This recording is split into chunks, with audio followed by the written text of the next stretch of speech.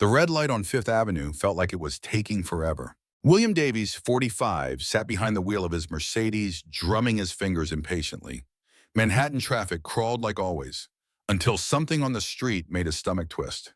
A young black boy, maybe 12, was weaving through the cars, selling candy. That wasn't what caught William's attention. It was the necklace hanging around the boy's neck, silver, with a diamond-studded butterfly pendant. The exact necklace William had custom-made for his daughter Lily last Christmas. The same Lily who vanished 4 days ago without a single trace. Before his brain caught up, William threw open the car door. "Hey, kid, wait!" The boy, Jamal, though William didn't know that yet, snapped into action, bolting down the sidewalk. He didn't hesitate. A rich white man yelling at him? That never ended well. Not in his world. "I just want to talk. It's about the necklace." William chased after him, ignoring the horns blaring behind his abandoned car. "Where'd you get it?" Jamal stopped, panting, eyes sharp with streetwise caution. "I didn't steal anything, man. I swear to God." "I believe you," William said, voice shaking. "That necklace, it belonged to my daughter. She's missing." Something shifted in Jamal's expression. There was no anger in the man's voice, no blame, just raw, desperate fear. "I found a girl," Jamal whispered. "She was hurt, hiding in an abandoned building in the Bronx. I thought she was dead, but she gave me that necklace, told me to find her dad." William felt the world tilt beneath his feet. "Where is she?" he asked, breathless. "I stayed with her for 3 days. She's alive." "But," Jamal bit his lip, "she told me what happened.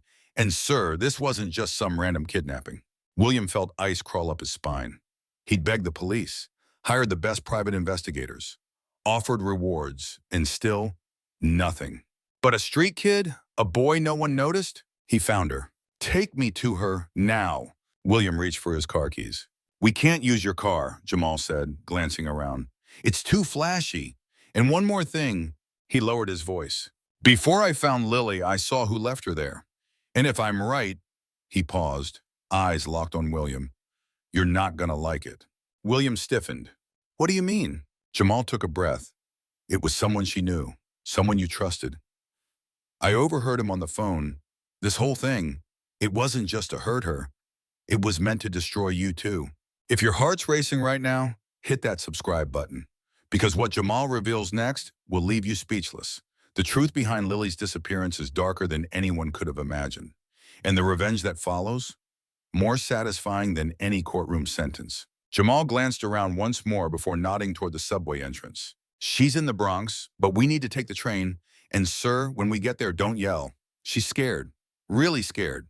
During the 40-minute ride underground, Jamal filled in the blanks, and every detail made William's gut twist tighter. Lily had been hiding in the basement of an abandoned building for 3 days.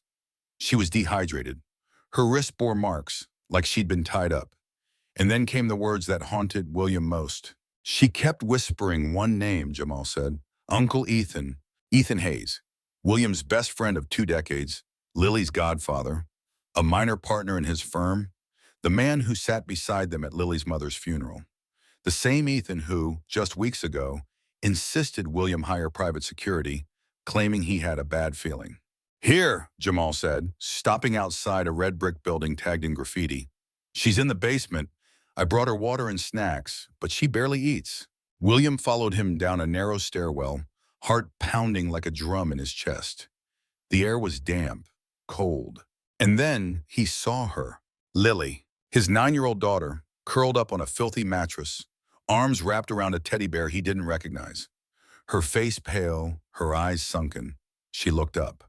"Daddy," she croaked. Her voice was barely a whisper, cracked from thirst, from fear. But it was her, his little girl. William rushed to her side, dropping to his knees, pulling her gently into his arms, like she might shatter.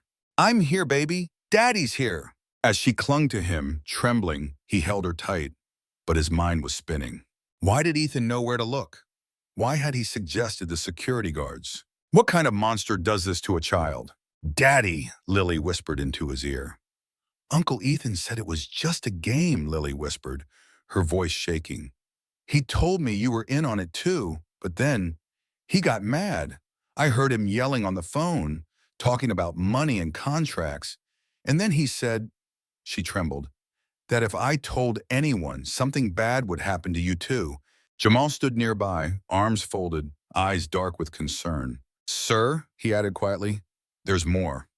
She told me some things about your company, that Uncle Ethan was talking about moving money around, signing documents while you were out searching for her. William's face went pale. For the past 3 days, while he'd been consumed with a desperate search for Lily, Ethan had temporarily taken over several of his responsibilities at the firm. William had trusted him blindly, given him access to the accounts, the contracts, the clients. After all, this was his best friend. He dropped his phone once, Jamal continued. I overheard him. He told someone, once he finds out what I've done to the company, his daughter's pain will seem like nothing. Jamal looked away, then added, and then he laughed, like it was the funniest thing in the world. William shut his eyes, holding Lily tighter against his chest. 2 decades of friendship, grief, celebrations, business ventures. They'd shared it all. Ethan had stood by him at his wife's funeral, held Lily in the hospital when she was born. He was the first to offer help when she vanished. Now William understood why Ethan had insisted they not contact the police right away. Let's give it a few more hours, Ethan had said. The cops might complicate things. He hadn't been buying time for Lily to be found. He'd been buying time to finish what he'd started. Jamal knelt beside him. Sir, there's something else you need to know. His voice was low, steady. He's not working alone. William met his eyes. Yesterday morning, when I brought Lily food, I saw Ethan talking to 2 guys in suits not far from here. I recognized one of them. He's a politician, the one who's always on TV talking about family values and morality. Everything in William's world shifted. This wasn't just betrayal. It was a coordinated takedown, a calculated conspiracy. He had been a perfect target, grieving husband, distracted father, and a businessman who trusted the wrong people too much. But as he looked down at Lily, fragile, trembling, and then at Jamal, a kid the world had ignored but who had done more for his family than anyone else, something changed in him. The pain hardened into resolve. Jamal, he said quietly, do you want to help me take them down? The boy didn't hesitate. Yes, sir. Then we're going to have to outsmart them, William said. They think we're weak. That was their first mistake. Because what Ethan and his friends didn't know was this. William hadn't built a business empire by being naive. And now, with the truth on his side and a street-smart ally at his back, he was about to become their worst nightmare. In the next 24 hours, while Lily recovered in a private hospital under a false name, William did something no one expected. He disappeared. He canceled all public searches, shut down the media alerts, sent the private investigators home. He told the press he needed time to grieve and reflect. Ethan called 3 times that day. William, his voice said with practiced empathy, you can't give up now. Lily needs you to be strong. The performance was almost admirable, if it hadn't been so repulsive. But William wasn't giving up. He was strategizing. And step 1, something no millionaire would ever think to do. He rented a modest apartment in the Bronx, just a few blocks from where Jamal had been surviving on the streets. Because in this war, he didn't need luxury or status. He needed intel. He needed someone Ethan's men would never see coming. Jamal proved more valuable than any private eye money could buy. The kid knew the streets, the alleys, the broken cameras, the blind spots. He knew the people no one else noticed. And more importantly, no one noticed him. He was invisible to the elite, and that made him dangerous. One morning, Jamal returned from another of his scouting runs, eyes lit with a mix of excitement and vengeance. Mr. William, he said, that politician I saw with Ethan.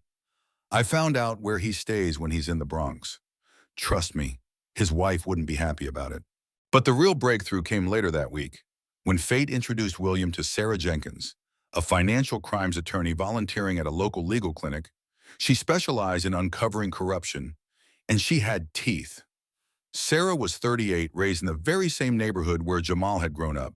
She carried a deep, simmering hatred for powerful men who manipulated the system to crush others beneath them. So let me get this straight, she said, flipping through the stack of papers William had brought. Your so-called best friend kidnapped your daughter just to buy himself time to rob your own company blind. And now he's pretending to help you find her. She let out a sharp, bitter laugh. Classic. I'll bet he already has some grand plan cooked up to come out of this looking like the selfless hero. She wasn't wrong. Through sources Ethan had no idea William had, the truth began to unravel. Ethan had indeed set up an elaborate scheme to stage a Lily's rescue within the next 48 hours. The plan? He'd swoop in at the last minute, save the day, and bask in the glory, earning his best friend's gratitude while covering his tracks with applause. Meanwhile, Jamal became the ultimate undercover agent. To Ethan and his cronies, he was invisible. Just a harmless street kid. They spoke freely around him, tossing out names, bank info, and meeting locations like he wasn't even there. They're meeting tomorrow, 2 p.m., some fancy Italian place on the east side, Jamal told William, his voice steady but urgent. Congressman Thompson is getting $50,000 for his cooperation, and there's a third guy, Detective Peterson. He's been making sure the kidnapping investigation stays cold. William felt something icy coil inside his chest. It wasn't just betrayal anymore. It was corruption on a whole new level. Ethan had tainted police officers, bought off politicians, and turned a little girl's nightmare into a front for corporate theft. But Sarah brought the breakthrough they needed. "William," she said, pushing a few bank documents across the table. Ethan slipped up big time. She pointed to a set of wire transfers. He moved company funds through traceable transactions. And worse, he routed them through his personal account to speed things up. "What does that mean?" William asked, leaning forward. "It means we've got rock-solid proof. Not theories, not suspicions, evidence. The kind of evidence that no high-powered attorney can sweep under the rug." That night, with Lily safe and asleep in a private hospital under an alias, William stood by the window of the small Bronx apartment. Outside, Jamal was sitting on the stoop, teaching two younger boys how to play chess with mismatched pieces in a cardboard board. It was a simple scene, but it hit William with startling clarity. These were the people who truly mattered. "Jamal," he said as the boy came inside, "tomorrow we go forward with the plan, but I want you to hear something first." He looked Jamal in the eye. "After this is over, you're not going back to sleeping on sidewalks." Jamal blinked, caught off guard. "Are you sure? I'm not like you. I wouldn't know how to live that kind of life." William smiled. "You don't have to know how to be rich, Jamal. You just need to know how to be free. And after what we do tomorrow, Ethan and his powerful friends are going to learn a lesson they'll never forget." Because while Ethan had thought he'd designed the perfect con, he'd underestimated three things. A father whose love couldn't be shaken, a kid society ignored, who remembered everything, and a neighborhood ready to rise up against the rich who treated lives like pawns in their game of greed. The meeting was set for Tuesday, but Ethan, Congressman Thompson, and Detective Peterson had no idea that every word they spoke, every transaction they sealed, and every lie they uttered would be recorded, exposed, and replayed for the world to see. Over the past 48 hours, William hadn't just collected evidence. He'd built a web, carefully woven with media contacts, whistleblower groups, and trusted legal allies. He didn't want revenge in the shadows. He wanted public reckoning. Tuesday came under a slate-gray sky, heavy with the promise of a storm. At 2 p.m. sharp, Ethan walked into the East Side Italian restaurant, clad in a $3,000 suit, exuding the smugness of a man who thought the world was his chessboard. Jamal was already there, seated quietly at a corner table, dressed like a delivery kid.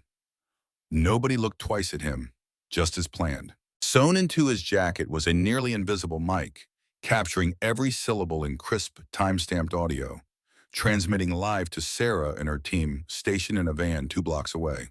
"Gentlemen," Ethan greeted with a raised glass, "Congressman Thompson, Detective Peterson, hope you enjoy champagne because today we celebrate victory." But he had no idea, no clue at all, that while he toasted what he believed was success, the very walls around him were turning into evidence.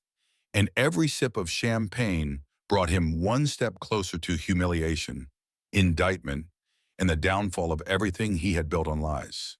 Because this time the storm was coming for him. 3 hidden cameras captured every angle of the table. 2 investigative journalists waited outside, ready. But the most important piece, the entire meeting was being streamed live to a social media page with over 200,000 followers. 50 grand for you, Thompson, Ethan said, sliding the envelope across the table. And 30 for Peterson for keeping the investigation off our backs. He chuckled, full of arrogance. William still thinks we're out there looking for his little girl. Pathetic. That's when Jamal calmly stood up and walked toward their table. Excuse me, gentlemen, he said politely, a surprising contrast to his humble clothes. My name is Jamal, and I believe I have something you should see. Ethan frowned, annoyed. Kid, I don't know who the hell you are, but I found Lily, Jamal cut in, voice firm and unwavering.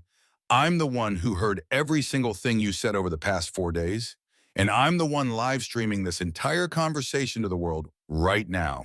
Ethan's face went pale. What are you talking about? Jamal smiled. Not the smile of a lost street kid.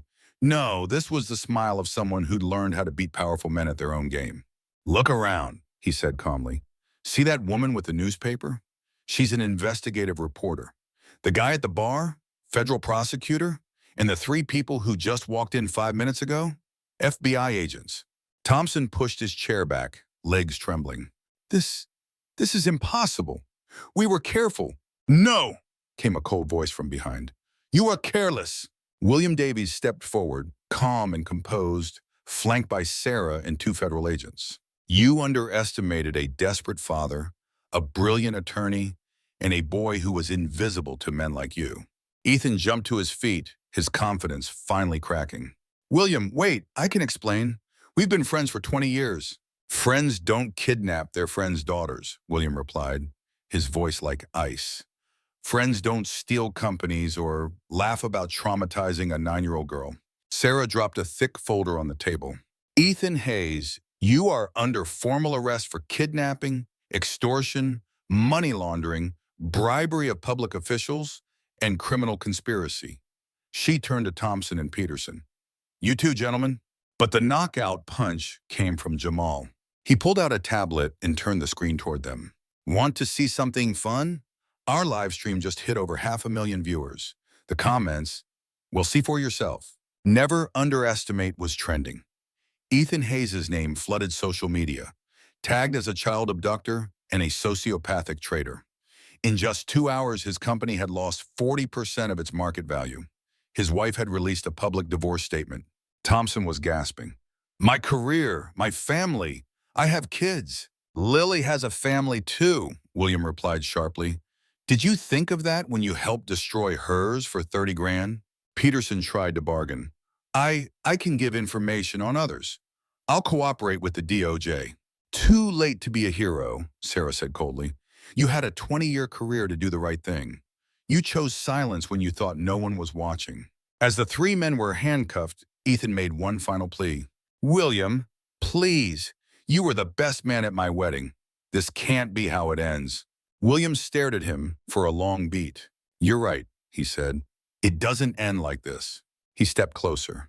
It ends with full justice. Sarah dropped the final bomb. Ethan, remember that wire transfer you made using your personal account? It wasn't just evidence of theft. It's also tax fraud. She smiled coldly. The IRS wants a word about the last 10 years of your filings. You're looking at $2 million in unpaid taxes. In that moment, Ethan Hayes finally realized he wasn't just facing prison. He was facing ruin, public disgrace, divorce, children who would change their last name out of shame, a legacy forever shattered. As agents led him away, he looked back. William was hugging Jamal, 2 men who had never been counted among the powerful, but who had just brought down an empire. Outside the restaurant, a crowd clapped and cheered. The live stream had become a symbol of justice in real time. How? Ethan whispered. How did a street kid and a broken man destroy everything I built? The answer was simple. They hadn't underestimated anyone. He had. And in the game of power, those who underestimate always lose. Inside that Italian restaurant, just moments ago a sanctuary for corruption and cruelty, a new truth had been carved into reality. Truth, when armed with courage and invisibility, can dismantle the mightiest of fortresses. Like a symphony finally finding its harmony after years of clashing notes, the story proved one undeniable truth. Real justice sees no race, class, or privilege, especially when power is confused with impunity. 6 months later, William Davies sat in the sun-drenched corner office of Davies & Associates. the new consulting firm he built after selling off his stake in the company Ethan once tried to steal. Through the floor-to-ceiling windows, Manhattan stretched before him, no longer just a city of profits, but a city of purpose. A knock on the door. It was Jamal, now 13, wearing the Navy uniform of St. Andrew's Prep, holding a thick binder under one arm. The same spark burned in his eyes. "Mr. William," he said with a proud grin, "Foundation reports just came in. We got 250 more kids off the streets this quarter." The Jamal and Lily Foundation, created using part of the money recovered from Ethan's crimes, had become a national model for child protection. Lily, now 10, had insisted on legally taking Jamal's name as well. "He saved me first," she had said simply. Moments later, Sarah walked in, now a partner at the firm and legal director of the foundation. She wore her usual fierce expression, softened only by justice fulfilled. "News about our old friends," she said dryly. "Ethan just got sentenced. 25 years, no parole. Thompson lost his re-election by a landslide, biggest loss in state history. And Peterson?" She smirked, serving drinks in some roadside bar in Nevada. But their punishment went far beyond cells and shame. The video of their takedown had racked up over 50 million views. The hashtag never underestimate wasn't just trending, it had become a movement. 3 documentaries were released, and across the country, dozens of corruption cases came to light as ordinary people realized the truth. They had power. On William's desk sat a photo, himself, Jamal, and Lily on the day of the adoption. Jamal had chosen to keep his last name, but Lily had insisted he become her brother in every legal way that mattered. "I want to remember where I came from," he'd said, "but I also want to belong somewhere." That afternoon, they were driving home from school when Lily asked the question that caught everyone off guard. "Dad, have you forgiven Uncle Ethan?" William pulled the car over, thinking carefully. "Forgiveness doesn't mean forgetting, sweetheart. It means not letting someone else's hate live rent-free in your heart. Ethan chose cruelty. We chose to be better." Jamal nodded. "Out on the streets, you learn the difference. Revenge is about making them suffer. Justice is about making sure they can't hurt anyone else." Lily smiled. "It's also about building something better, right?" William smiled back. "Exactly right." His firm now hired people society had written off. Former homeless individuals, reformed ex-cons, immigrants, people with disabilities. Every one of them underestimated. And yet company productivity soared 28% above industry average, with near zero turnover. Jamal had become a motivational speaker, sharing his story with kids from every background. "You're not invisible," he would tell them. "You're underestimated. That's your secret weapon. Because when no one expects anything from you, everything you do is extraordinary." That evening, just as dinner wrapped up, William's phone rang. The governor, wanting to partner on a statewide reintegration program based on Jamal's work. When he hung up, both his kids were staring at him, beaming with pride. "You know what's crazy?" Lily said, playing with her butterfly necklace. The one Ethan once tried to erase from her life. "Uncle Ethan thought he knew you, but he only knew the version you pretended to be around guys like him. When he finally saw who you really were, it was too late." Jamal chuckled. "It's like chess. You let your opponent think they're winning, then checkmate." Meanwhile, 400 miles away in a cold federal cell, Ethan Hayes reread the same news headline for the 100th time. William and Jamal had not only rebuilt their lives, they had created something greater than he ever could. His wife? Gone. His kids? Changed their names. His empire? Auctioned off. His legacy? A cautionary tale. What haunted him wasn't the prison walls. It was that the people he tried to crush had become legends. Back in New York, William shut his laptop. On the table beside him were crayon drawings from Lily, smiling stick figures of their family, including Sarah. Because family isn't blood, it's the people who stay. Jamal stepped in to say goodnight, as he always did. "Mr. William, can I ask you something?" "Always." "Do you think any of this would have happened if Ethan hadn't been so greedy?" William looked up, thoughtful. "Probably not. But sometimes the worst people do us the biggest favor, by forcing us to find out who we really are. That's what Ethan did. He tried to break a family and ended up forging a stronger one. He tried to steal a future and accidentally gave a child a home. He tried to destroy a man and revealed a hero. The real victory wasn't Ethan's prison sentence. It was seeing Lily laugh again, seeing Jamal speak to hundreds of kids, seeing families come back together because a foundation born from pain had turned into something far more powerful, hope. Because in the end, the best revenge is not vengeance. It's building a life so beautiful that their cruelty becomes irrelevant.